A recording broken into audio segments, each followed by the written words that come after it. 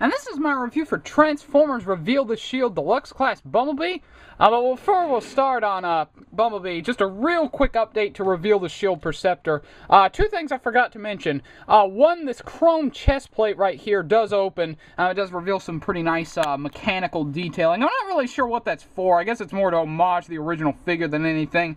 He did have a rub symbol right in the middle of his chest, but I took it off because A, it was crooked, and B, I thought it looked better without the rub symbol there anyway. But just a real quick update, you can open this chest panel. He does also have these chrome knobs on his forearms. They do have 3mm clip system points right here and here. They also do rotate. So you can take a 3mm clip system weapon if you want and put it on the chrome. I'm not going to, simply because I think it'll damage the chrome, but it is there if you want to use it. So just a real quick update to Reveal the Shield Perceptor. A couple of things I forgot to mention in his review. But anyway, on to Reveal the Shield Bumblebee. As you can see, it's a repaint of the Classics Bumblebee mold, and I'm really happy that they decided to re-release this mold. It was one of the molds I didn't pick up. I didn't pick up the original. I didn't pick up the reissue that they did in that 3-pack Walmart set, and probably wouldn't have even if I had the money because I thought it looked awful. But they did decide to re-release it, and it looks pretty neat. I like this. I've always liked this car mode. I like how it kind of just blends some old cars with some new cars. I think it's supposed to be, according to the Transformers Ultimate Guide, a mix of the Subaru hatchback, the VW Bug, and one other car. I can't remember what it is, but it does homage the original G1 car mode without actually being an actual VW Bug, which sadly we'll probably never get, but oh well, what are you going to do about it?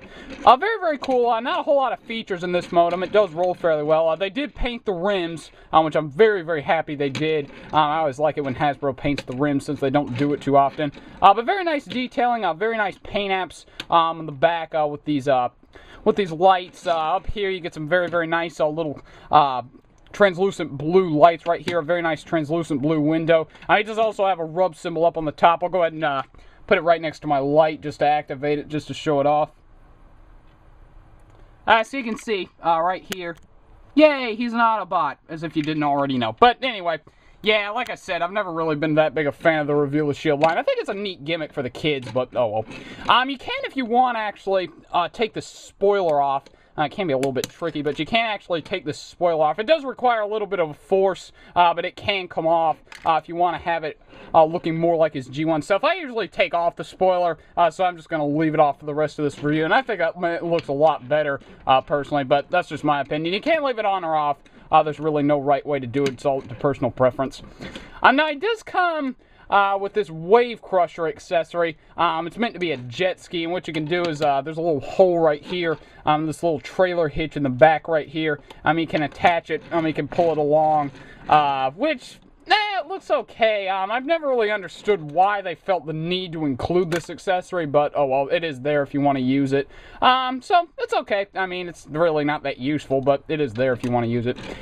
That's about it for vehicle mode. To transform him, like with most Classics figures, is very simple. You want to go ahead and flip up the trailer hitch. Then what you want to do is you want to take the doors, you want to rotate them down, like so. Then you want to go ahead and split the front, like so. And then flip up these hood pieces. Then you want to rotate these pieces around. These will form his legs in robot mode, like so. And then what you want to do is you want to rotate these arms around so that these wheels end up going on the inside of his body, like so. Then you want to rotate this whole assembly back, and then tab it in. I'll go ahead and flip down these seats, like so. They can be a little bit tricky because they do tend to get caught on these hood pieces, which form his shins, but it is manageable. But anyway, then what you want to do is you want to take the roof of the car, you want to bend it down, like so, and you want to bend it down all the way until you hear it click. Then you want to take his head, then rotate it down like so. Flip it all the way down. Then you want to rotate the arms around until these black bits are showing. Then you want to rotate these doors around, and then tab them. And you also can, if you want, they are on mushroom pegs, so you can very easily just pop them off if you don't want them on. I usually leave them on because I think it looks better, but it is all up to personal preference. You can take them off if you want to, which I think is a nice option. It seems like that head should actually rotate down a little bit more. Not really sure what it is with that, but oh well. Anyway, do the same on this side. Rotate the door around. Like so. And there you have Bumblebee in robot mode. I don't know if I can get that arm properly tabbed in. And very, very cool. Very, very G1 accurate, aside from the doors being on his arms. The feet are actually pretty accurate, which I was surprised at. I didn't think that they would look that good, but they are pretty accurate to the actual cartoon, which is neat. So just very, very nice looking. And I know people complain about the stripes, but I personally don't mind them too much. Certainly the best figure I think you can get, or best version of this mold, rather, is the original Classics release. But this guy, I think, looks pretty cool. He does have a very, very nice shade of kind of orangish yellow, which is very, very G1 accurate. Very, very cool. And I really do like this head sculpt. I think it just screams Bumblebee. He doesn't have light piping, which is a bit of a shame, but his eyes are painted this very, very nice kind of metallic turquoise color, which isn't showing up too well on camera, but it is a very, very nice shade of blue. Very, very cool looking. And I just like this face sculpt. I think it just screams Bumblebee. I wish that smirk wasn't so prominent, but it doesn't look that bad. You do get used to it. So for posability, this guy has tons. His head is on a very free ball joint. It's a little bit limited, not really by the sculpt, but just by these two pieces right here on the sides of his head. So if you rotate his head too far, it looks like he's actually just...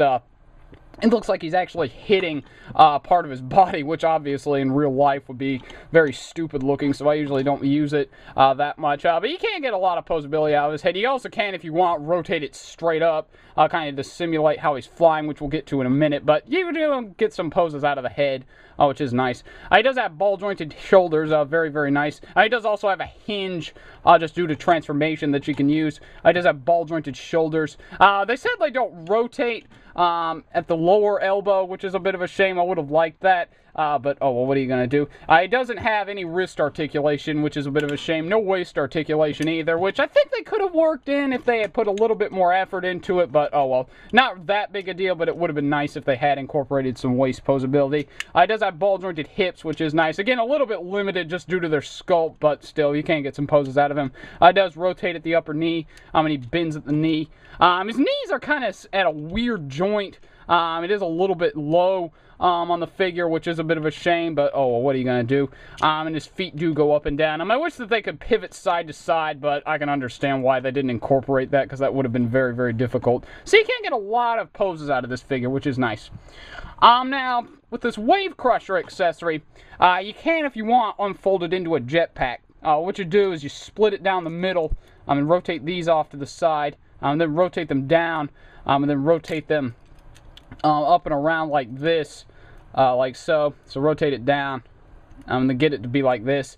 And then there's a tab right here on the back of his back. There's a slot right here in this clear plastic part of the Wave Crusher. And then you can just tab it in and give him a jetpack, which I honestly think looks really, really stupid. I think it is nice that they tried to incorporate an homage, because he did have a jetpack in Dinobot Island in the very beginning of that episode, but I really think that, I don't know, I just think this was a waste of plastic, to be nice, because it really just looks stupid in my opinion, and I really, really don't like it, so I don't use it, but, you know, it is there if you want to use it. I'm not really sure why you would want to, but it is there. So this is what I think of this accessory. Throw it in the trash. I think it's pointless, but anyway, what I usually do to give him an accessory is I take a War for Cybertron Bumblebee's gun, which I did paint silver, kind of to more homage the silver weapon that he had in G1, and I just give it to him, and it looks pretty nice in his hands. Very, very cool. Very Bumblebee looking gun. Very, very neat. So for some size comparisons, first off, for a standard size comparison, here he is. Next to Movie Bumblebee, who you can see, you know, Bumblebee, Reveal the Shield Bumblebee, I should say, is a lot shorter than the average deluxe, which makes sense since Bumblebee is a smaller character, so I am glad that they decided to make him a little bit of a smaller figure. I'm also, here he is next to War for Cybertron Bumblebee, just as a comparison, which looks pretty cool. And again, I do have Bumblebee's legs fully stretched. I guess I'll go ahead and show off how you get them to collapse in a little bit more. Basically, all you do is you take this gold piece right here, you flip it all the way around, and then you just basically basically you want to get this wheel out of the way and push it up, and then push the whole leg assembly up. See if I can do it. Yeah, push the whole leg assembly up, and then just rotate it around, and then kind of use this gold panel to kind of lock his foot into place. I mean, it is a lot less stable, and it's definitely not designed to be transformed like this, but you can do it. And it is somewhat stable. It definitely works a lot better on Cliff Jumper, because Cliff Jumper overall just has tighter joints. But you can do that if you want. It's really all up to personal preference. I personally prefer having this shorter Bumblebee, but it is all up to personal preference. But anyway, just thought I'd show that off real quick for those who would surely ask.